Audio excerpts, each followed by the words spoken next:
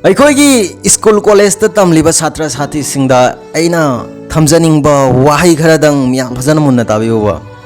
ꯅꯪ ꯁ꯭ꯀꯨल ꯀꯣꯂꯦꯖ ꯃꯇꯝꯗ ꯅꯪꯅ ꯍꯪꯅꯤꯡꯕ ꯋꯥꯍꯪ ꯀꯌꯥ ꯑꯃ ꯅꯃꯥꯟꯅꯕ ꯑꯃꯅ ꯍꯪꯂꯛꯄꯅꯤꯒ ꯍꯥꯏꯔꯒ ꯍꯪꯕ ꯌꯥꯎꯔꯝꯂꯒꯅꯤꯕ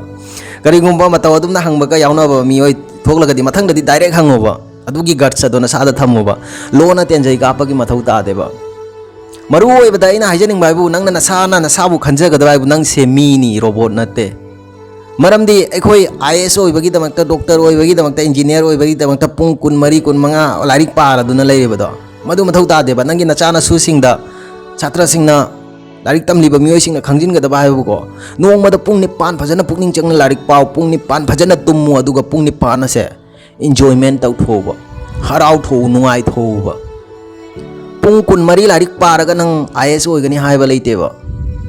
पुंग 9 खतंग नंग लाइरिक पारगसु नंग IAS ओइबा याइबा अखोइगी मियोइ क्या अमगा लेबा पुंछि असे यामना हेंजिन खंजनबा पुंछि आइसे अदु छातीना सु लुबा नतेबा नंगना लाइना खल्लगदिको यामना लाइबनिबा पुंग 13 दा नंगना खंजिनगदबा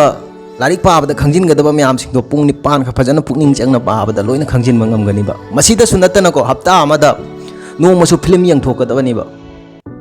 नमानबा नमानबी सिंग खंगदे अदुगा नोंगमदा नंगी नमानबा नमानबी सिंग को पुंग अमा काइथोक्लदुना वारी सानबियुबा अफबा टॉपिक ता ओरगना फरेगो अफबा टॉपिक नत्रगना को अमाना अमाबु बीचिंग तौनर खोनरदुना वारी साना थोबा मरमदी मदुना मरम ओरगा नंगी कम्युनिकेशन स्किल से हेलकनिबा मियोइ सिंग मतौ करमना वारी सानागनी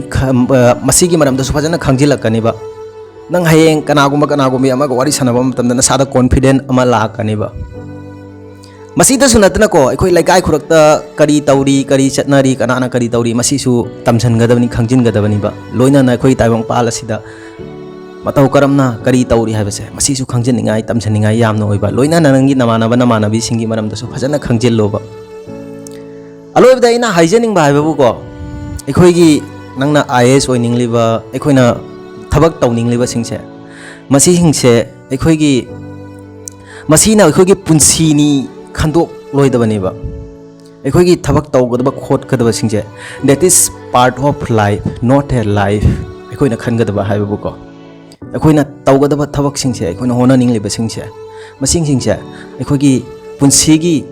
पार्ट ऑफ लाइफ निबको अखोइगी पुंसी नतेबा मसी याम थीना खंजिनिंगाय अमानेबा लोइनाना अखोइगी मसीगी टॉपिक असिदि नुक्सिबगी मरमदा खजिक्तंग लाखरगनेबा नंगना लुहोंग लगे खलसिबा नंगी इमुंग मनुंग सिंगना हाइना सिंगनारे खलसिबा नंगी नुपा से नंगना फजना मसक खंगद्रे खलसिबा को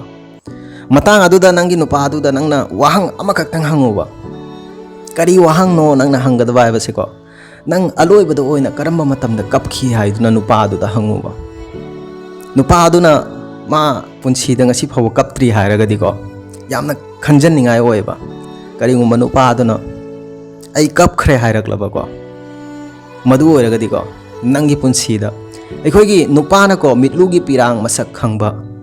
कपंगंबा इमोशनल ओइबा हाइबसे नंगी पुंसीदा नंगबु कैदोंगैदा कफनगे खल्लोइबा मसी मफजना मुन्ना खंथारगा चलोबा so guys thank you so much I ngasiगी wari asida करिगुम्बा खजिक्तंग ओइसु नॉलेज फंगबिबा थोगलगदि यंगबिरिबा म्यामना नुंसिबिदुना चैनल असे लाइक सब्सक्राइब अमसुंग शेयर तौबिबा काउबिरंगनो सब्सक्राइब की बटन अदो नखोइगी ओइनादि फ्री ओइबनी नखोइगी सब्सक्राइब अमममना आइगी पुंसीदा अहोंगबा क्या अमा पुबिरकनी लोइनाना सब्सक्राइब तौनिंगदबा कनागुम्बी याउबिरगदि